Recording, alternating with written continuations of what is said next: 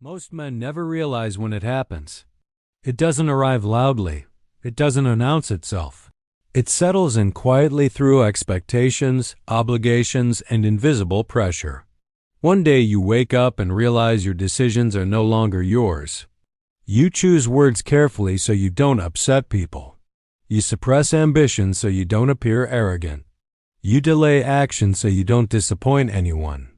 And without ever choosing it consciously, you begin living for others. Machiavelli saw this trap centuries ago. He understood something brutal about human nature that most people still refuse to accept today. The moment you organize your life around approval, you surrender power, not because people are evil, but because people are self-interested. They want you predictable. They want you useful. They want you compliant. And they will reward you just enough to keep you in place. Society praises this behavior. They call it being good, being humble, being selfless. But Machiavelli would call it something else, dangerous, because the man who lives for others eventually becomes disposable. Here's the uncomfortable truth. No one is coming to protect your time. No one is coming to prioritize your ambition. No one is coming to build your life for you. If you do not choose yourself deliberately, others will choose for you based on what benefits them, and they will not feel guilty about it. This is where most men misunderstand Machiavelli. They think his philosophy is about manipulation, ruthlessness, or cruelty. It isn't. At its core, Machiavelli's philosophy is about self-preservation in a world that does not reward naivete. He observed rulers who were kind, generous, and moral and watched them fall, not because they lacked virtue, but because they lacked self-interest. Machiavelli understood that living for others creates three fatal weaknesses. First weakness. You become predictable when your behavior is guided by approval. People can forecast your moves. They know you won't say no. They know you'll compromise. They know you'll absorb inconvenience quietly. Predictability feels safe, but safety invites exploitation. Machiavelli warned that those who cannot say no will always be commanded by those who can. And once people realize you will bend to keep the peace, peace is never the goal again. Control is. Second weakness. You lose authority over your own life. Authority does not come from titles or words. It comes from independence of judgment. The man who constantly asks, "What will they think? Will this upset someone? Is this acceptable?" is no longer deciding. He is negotiating his existence. Machiavelli observed that men who seek permission to act never gain respect. Even those they please secretly despise them. Why? Because dependence signals weakness, and weakness invites replacement. Third weakness. You become invisible. This is the cruelest outcome. When you live for others long enough, people stop seeing you as an individual. You become a function.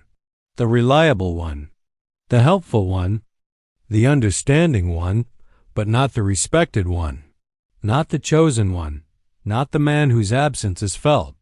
Machiavelli understood that people value what has will. A man without will may be liked, but he is never feared, never respected, never prioritized. And without respect, affection is fragile. Now let's address the lie you were taught. You were told that living for others makes you noble, that self-sacrifice earns loyalty, that being agreeable creates security. That is only true in a fair world. Machiavelli did not believe the world was fair. He believed it was conditional. People support you as long as you serve their interest. When you stop, they adapt quickly. This is not bitterness. It is realism. And realism is the foundation of freedom. Living for yourself does not mean harming others. It does not mean cruelty. It does not mean selfish chaos. It means this: your life is not a public resource. Your time is finite. Your energy is limited. Your ambition is personal. When you surrender those things to external approval, you are not virtuous, you are negligent. Machiavelli believed the first duty of any ruler was to maintain his position. For you, The position is simpler but no less important. Your position is your life, and if you do not defend it, no one else will. In the next segment, we will dismantle the most dangerous belief keeping men trapped, the idea that caring less makes you heartless and choosing yourself makes you immoral. Machiavelli would disagree. And once you understand why, your entire relationship with guilt, approval, and obligation will change. Stay with me. If living for yourself were easy, most men would already be doing it. But it isn't, not because it's immoral, not because it's cruel, but because you were trained to feel guilty the moment you prioritize yourself. That guilt is not accidental. Machiavelli understood this long before psychology had names for it. He saw how systems, families, courts, religions, and states maintain control not through force alone, but through internalized restraint. You don't need chains when a man polices himself, and guilt is the most effective chain ever invented. From a young age, you were taught a simple equation: put others first equals good, put yourself first equals selfish. Over time, that idea calcified into instinct. So now, even when a decision clearly benefits you, protects your time, advances your future, preserves your energy, you hesitate. You feel tension in your chest. You rehearse explanations. You soften your no. That hesitation is not morality. It is conditioning. Machiavelli would call it a vulnerability, because the man who feels guilty for choosing himself can always be controlled by anyone willing to exploit that guilt. And many will. Let's be precise about something important. There is a difference between empathy and self-erasure. Empathy is awareness of others. Self-erasure is prioritizing others at the cost of your own direction. Most men are not empathetic. They are afraid of being judged. They confuse the two. Machiavelli observed that people praise generosity in others while quietly benefiting from it. They encourage selflessness not because it is noble, but because it is useful. The world rewards men who give endlessly, until there is nothing left to take. Then it replaces them. This is where the deepest contradiction appears. The men who are most considerate, most accommodating, most good are often the first to be overlooked, passed over, or discarded, not because they lack value, but because they fail to signal it. Value is not declared by sacrifice. It is declared by boundaries. Machiavelli understood that authority begins the moment you demonstrate that your life is not fully accessible. If everyone can demand your time, your energy, your attention, then none of it is valuable. And here's the cruel irony. The more you live for others, the more they expect it. The moment you stop, they feel entitled to resentment.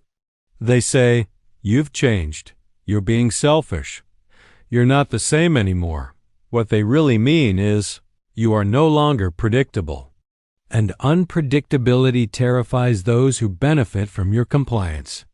Machiavelli warned that when you shift from serving others to serving yourself, resistance is guaranteed. Not because you are wrong, but because you are no longer convenient. This is why choosing yourself feels dangerous. Not internally, but socially. You fear losing approval, disrupting relationships, being seen as cold or arrogant. But Machiavelli would ask you a simple question: approval from whom and at what cost? Because approval that requires self-betrayal is not protection, it is dependency. And dependency is always unstable. Let's dismantle another lie. Many men believe that if they live for themselves, they will become isolated. The opposite is true. Living for yourself filters your relationships. When you stop overgiving, the people who only valued your compliance fall away. That hurts, but it reveals the truth. What remains are people who respect you. And respect is the foundation of any relationship worth keeping. Machiavelli understood that loyalty built on fear of loss is weak, but loyalty built on respect is durable. You cannot earn respect while apologizing for existing. Now let's talk about the most dangerous belief of all. If I don't take care of others first, no one will take care of me. This belief traps men in permanent self-sacrifice. But Machiavelli observed something far more accurate. Men who prioritize themselves attract support. Men who abandon themselves invite neglect. Why? Because self-direction signals competence. Competence attracts alignment. People want to attach themselves to men who know where they are going, not men waiting for permission to move. Choosing yourself is not rejection of others. It is declaration of authorship over your life, and authorship is power. In the next segment, we will address the hardest shift of all, how to live for yourself without becoming cruel, isolated, or empty. Machiavelli never taught reckless selfishness. He taught disciplined self-interest. And there is a difference that changes everything. Stay with me. At this point, most men hit resistance. They hear "live for yourself" and immediately picture something ugly: coldness, selfishness, betrayal, isolation. That reaction is understandable, because self-interest has been misrepresented for centuries. Machiavelli did not teach men to become monsters. He taught men to stop sacrificing themselves to illusions. There is a critical distinction here, and if you miss it, you will either stay trapped in guilt or swing too far and damage your own life. The distinction is this: self-interest is not cruelty. It is self-preservation with intelligence. Machiavelli observed rulers who were generous, forgiving, endlessly patient, and he watched them get destroyed. Not by enemies, but by the very people they protected. Why? Because kindness without boundaries creates entitlement. And entitlement always turns into contempt.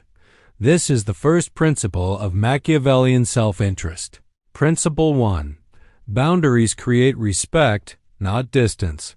Most men believe boundaries push people away. Machiavelli saw the opposite. When you clearly define what you will and will not tolerate, you communicate that your life has structure, limits, and value. People don't withdraw from that. They adjust. Those who refuse to adjust were never aligned with you in the first place. This is not cruelty. This is filtration. Living for yourself means saying no without justification, protecting your time without apology, and choosing your direction without consensus. And here is the paradox most men never discover. The moment you stop explaining yourself, people listen more closely. Machiavelli understood that authority does not come from argument. It comes from certainty. Principle 2. Selective generosity is stronger than constant sacrifice. Machiavelli never argued against generosity. He argued against predictable generosity. When people know you will always give, they stop valuing what you give. But when generosity is selective, it carries weight. Living for yourself means you help when it aligns with your values, you give when it strengthens bonds, and you withhold when giving would weaken your position. This is not manipulation. It is discernment. A man who gives everything has no leverage. A man who gives intentionally builds loyalty. Principle 3. Emotional control prevents moral corruption. Here is where Machiavelli is often misunderstood. He did not advocate emotional indulgence. He warned against it. A man who acts from anger, fear, or wounded pride becomes reckless. He loses strategic clarity. This is why Stoic discipline and Machiavellian realism must coexist. Living for yourself does not mean indulging every impulse. It means governing yourself so others cannot govern you through emotion. When you are emotionally stable, you do not lash out, you do not over-explain, you do not seek revenge. You simply act in alignment with your long-term interest. That is strength. Principle 4. Being liked is not the same as being safe. This is where most men hesitate. They fear that if they stop living for others, they will lose affection. Machiavelli would ask, affection from whom? Because affection without respect is fragile. It disappears the moment you stop being useful. Safety comes from being necessary, not liked. Necessary does not mean exploitative. It means competent, reliable, and self-directed.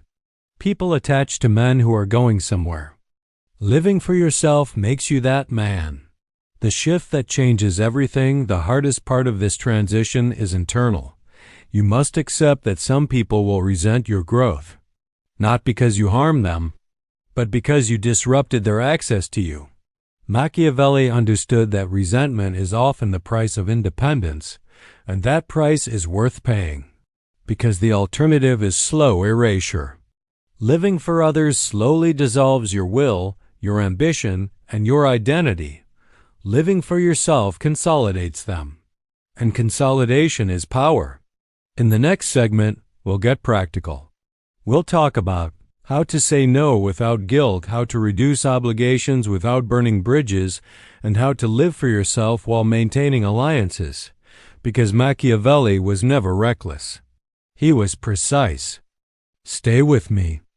This is where most men either freeze or overcorrect. They understand the theory. They accept that living for others weakens them. They want to choose themselves. But then a new fear appears. If I stop giving, won't I lose everyone? If I say no, won't I create enemies? If I prioritize myself, won't I burn bridges? Machiavelli anticipated this fear perfectly. He never advised reckless independence. He advised calculated autonomy. Living for yourself does not mean declaring war on your environment. It means restructuring access to you, and that distinction changes everything. Let's make this practical. Rule 1. You do not announce change. You embody it. One of the biggest mistakes men make is explaining their transformation. They say things like, I'm working on myself now. I need to put myself first. I'm setting boundaries. This invites negotiation. Machiavelli warned against unnecessary declarations. Power is weakened when intentions are verbalized before results exist. Instead, you change behavior quietly. You reply slower. You commit less. You stop volunteering explanations. You don't justify. You don't defend. You don't apologize. People notice, but they can't argue with it because you never opened the discussion. Silence is strategic. Rule 2. Say nitrogen monoxide by controlling access, not emotion. Most men say no emotionally. They hesitate. They soften their tone. They add apologies. That signals guilt, and guilt invites pressure. Machiavelli understood that refusal must feel final but calm. You don't say, sorry, I can't. I'm just really busy right now. You say, that won't work for me. And you stop. No story, no excuse. No counteroffer unless you want to give one. This is not rudeness. It is clarity. People respect clarity even when they don't like it. Rule 3. Reduce obligations before you increase ambition. Here is where most men fail strategically. They try to build more while still carrying everything. They keep the same social demands, the same emotional labor, the same favors, and they add goals on top. That creates resentment, not freedom. Machiavelli would call this poor positioning. Before you advance, you must shed weight. That means fewer explanations, fewer emotional entanglements, fewer default commitments. Not dramatically, gradually. You make yourself less available, not absent. Scarcity creates respect when done quietly. Rule 4. Keep alliances, not dependencies. Machiavelli did not teach isolation. He taught alliances without submission. Living for yourself does not mean cutting people off impulsively. It means evaluating relationships honestly. Ask yourself, does this relationship require me to shrink? Does it punish growth? Does it exist only when I give? If yes, distance is not cruelty. It is correction. You do not confront. You do not accuse. You simply rebalance energy. And here's the paradox. The moment you stop overgiving, some people suddenly treat you better. Why? Because they sense you are no longer guaranteed. Value increases when access is uncertain. Rule 5. Let people feel the consequences, not your anger. This is crucial. When people test your boundaries, Do not argue. Do not lecture. Do not explain your philosophy. Machiavelli warned that moral arguments weaken authority. Instead, let consequences speak. If someone disrespects your time, you become less available. If someone ignores your boundaries, you reduce access. If someone manipulates guilt, you disengage calmly. No drama, no speeches, just adjustment. This is how power is maintained quietly. The internal shift you must make now comes the hardest part. You must accept that not everyone will like the new version of you, and that is not a flaw. Machiavelli understood that approval is a poor substitute for sovereignty. Some people will interpret your independence as arrogance. Others will call it selfishness. A few will try to pull you back with nostalgia. Do not argue with any of it, because arguments mean you still need permission. The man who lives for himself does not convince. He demonstrates, and demonstration is undeniable. Why this works long-term living for yourself without burning bridges works because it is non-confrontational power. You are not attacking anyone. You are not rejecting anyone. You are simply no longer available for misuse. And over time, this does something powerful. People begin to adjust their behavior around you. They show more respect. They choose words more carefully. They value your time more, not because you demanded it, but because you stopped offering yourself at a discount. Machiavelli wrote that men respect what they cannot easily control. By living for yourself quietly, you become uncontrollable without becoming hostile. In the next and final segment, we'll confront the ultimate fear. What happens when you fully commit to living for yourself and realize some people must be left behind? And why Machiavelli believed that was not loss but liberation. Stay with me. The third loss.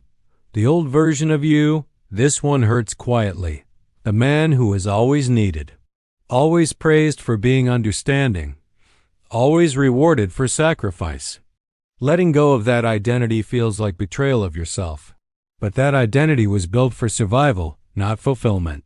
Machiavelli believed that clinging to outdated roles is how men lose relevance and eventually, power. You cannot live a new life with an old self-image.